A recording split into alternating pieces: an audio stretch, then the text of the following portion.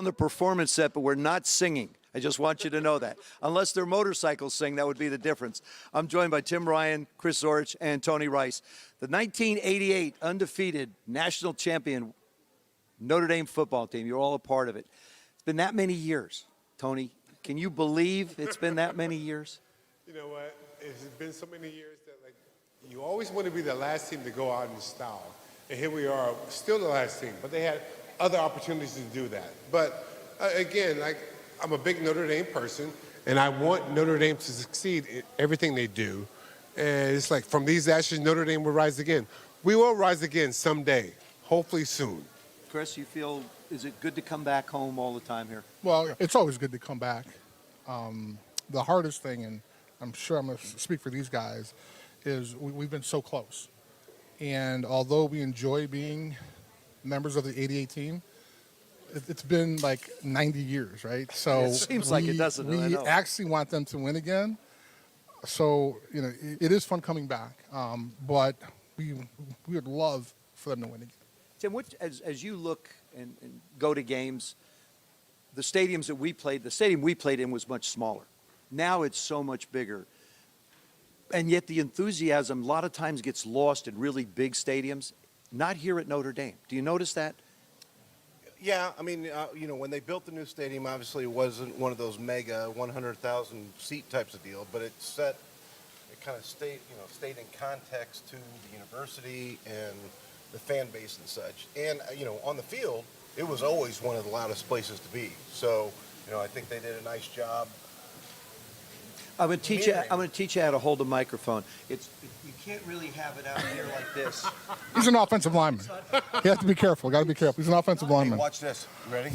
Go ahead. I'm ready. No, sir. I already know what's going to happen. Time ago. I already know what's going to happen. With offensive linemen. Can you catch? You know, what we're doing right now is just part of the reason why we love being here at this university. Oh. It's a family. Let's go on to something else before I get hit. Chris, tell me about the Riding Irish. And how did it start? It's really, actually, he's a person You're who started about to see the Running Irish. That's me getting out of here. Tim does that. Go ahead. Tim's a person who wound up getting the first bike.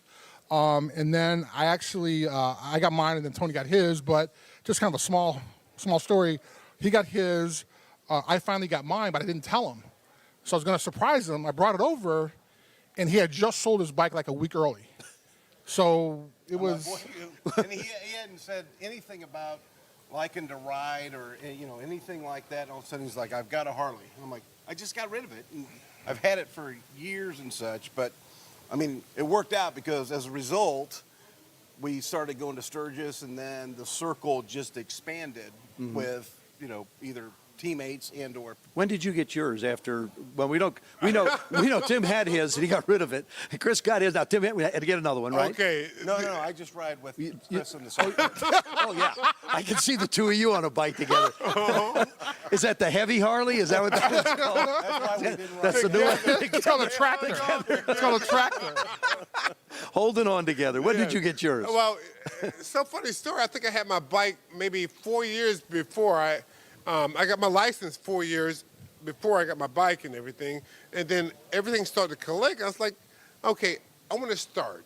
So the first night my bike was delivered to me, I called Chris over, and Chris came over and was like, I was afraid to ride it in front of him. So I let it sit there for a little bit and everything for 3 hours and let Chris, when Chris left, I rode my bike. And I say, I just want to let him know I got a bike, a Harley now. But now, you know, everything goes as planned and people connect on, they come on. But it's been fun. Life is great. But you all ride in a certain order, though. I mean, this is a very, even if it's three, it's a very organized ride. Am I correct? Oh, now, yeah. Who's the lead dog? Not me. No. He's a quarterback. Come on. Yes, you are. Exactly. You know quarterback touches So they have you out front. Yes. Quarterback touches the ball every time. Right. Oh, here we go. Other than the center, Here we go. the quarterback is the next guy in line. In this case, I'm a bird dog. Bird dog, I want to really block the traffic of all these guys to make sure they're okay. Now, you're in the middle. Yeah, in this In this situation, you are, and then Chris is always you organize everything.